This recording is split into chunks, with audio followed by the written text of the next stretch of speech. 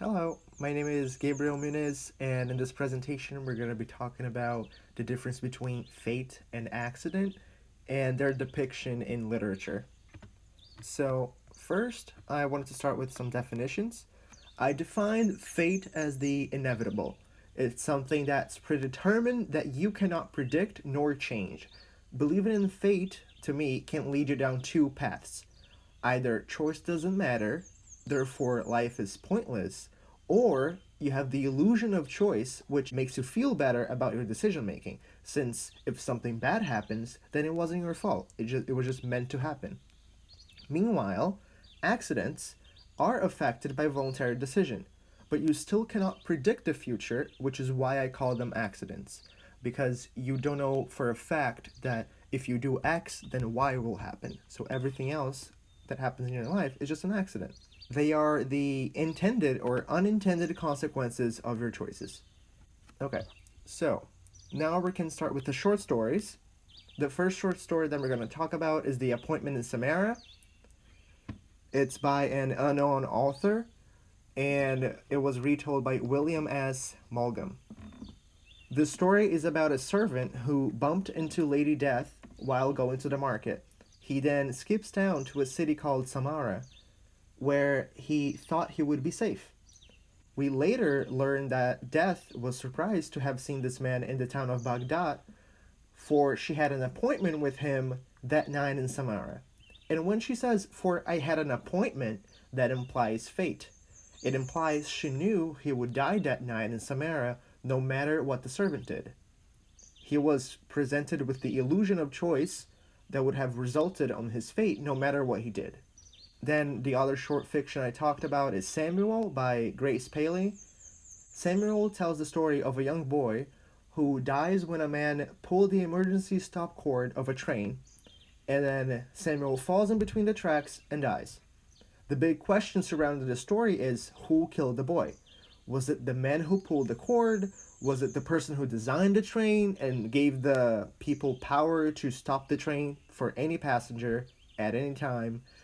Perhaps you could argue that it was Samuel that killed himself for not obeying the adults' orders to sit down and behave, or even you might say it was his mother's fault for letting such a young boy take the train to the other side of town. This leaves the question in the air of whether his death was an accident or if it was fate. Was he supposed to die that day? Did God want him to die? What was the cause for Samuel to die? There are a lot of answers and a lot of trains of thought, and that's what I focus on in my paper. Next, we're going to talk about drama. The first drama we're going to talk about is Macbeth by William Shakespeare. Three witches tell the Scottish general Macbeth that he will be the King of Scotland. And then, encouraged by his wife and the witches' predictions, Macbeth kills the king, he becomes the new king, and kills more people out of paranoia. Civil war erupts to overthrow Macbeth, resulting in even more death. In this play, we do not know for certain if Macbeth would have died the way he did if he hadn't listened to the witches' predictions in the first place. The more he killed, the more he became paranoid, and if he had not acted on the witch's first predictions, then he would probably still be alive. In the beginning, he killed a couple of people out of fear that they would get the throne away from him, or that they would try to kill him. And that prompted the person that actually kills him at the end to kill him. So his actions were based on the witch's predictions, but would the predictions come true if he didn't know what the witches thought was going to happen in the first place? And that's the big question on Macbeth. Oedipus is a story pretty similar to Macbeth, in that a nobleman finds out about his future and ends up trying to change it when in reality everything they did from that point on happened because they were trying to change their future.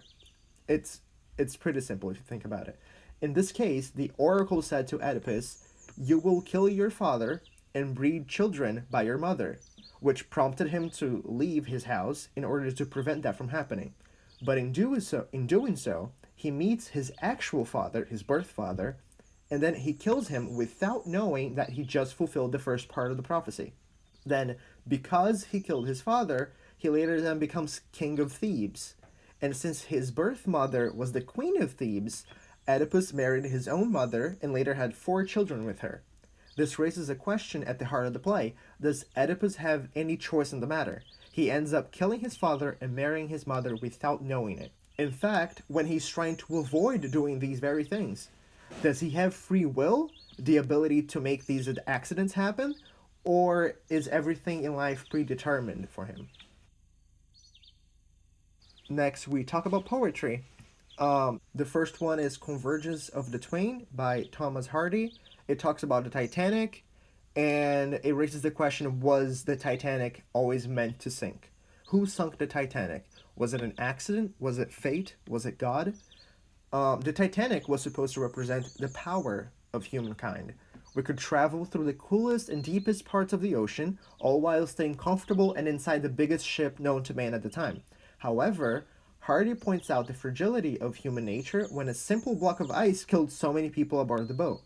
Convergence of the Twain implies that destiny is controlled by a power that does not care about human suffering.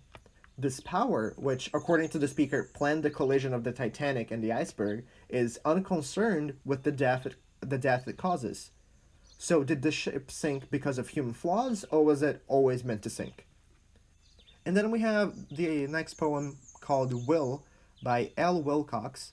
She talks about the power we have when we want to change our fate. She argues that everything will give way before our will alone, and that we have power over anything if we want it enough. We have power over the daylight and even power over death. She ends her poem by saying, quote, "Why, even death stands still and waits an hour sometimes for such a will," close quote, which might allude to the fact that a healthy life will make you live longer, avoiding death for a little while, but it also may mean that you can end your life whenever you want. You can end your life earlier, meaning death doesn't have a lot of control over when you leave this world. So it can sound pessimistic how you look at it, but I think it was meant to sound optimistic in that if you have enough willpower, can change your destiny, your fate. Then we go on to a modern example, in my opinion, Jeff Bezos. Jeff Bezos is the richest man alive today with a net worth of $184.6 billion. He was born in a wealthy family, and since he was a teenager, he already knew how stock holdings worked and how to invest in the market. That alone would have made him a good candidate to become a billionaire one day. But was he born predestined to become a billionaire? That's my question. He is known for Amazon and everything Amazon owns, like you can see in this helpful chart. But in 1998, he invested $1 million on Google stockings, and that alone would have made him a billionaire, even if Amazon weren't a success and if he had to cancel the project. If Amazon did not exist, Jeff Bezos would still be a billionaire. So that made me question whether his fortune came from fate or from the accidents he created along the way. And that's it. That's my works cited. Thank you.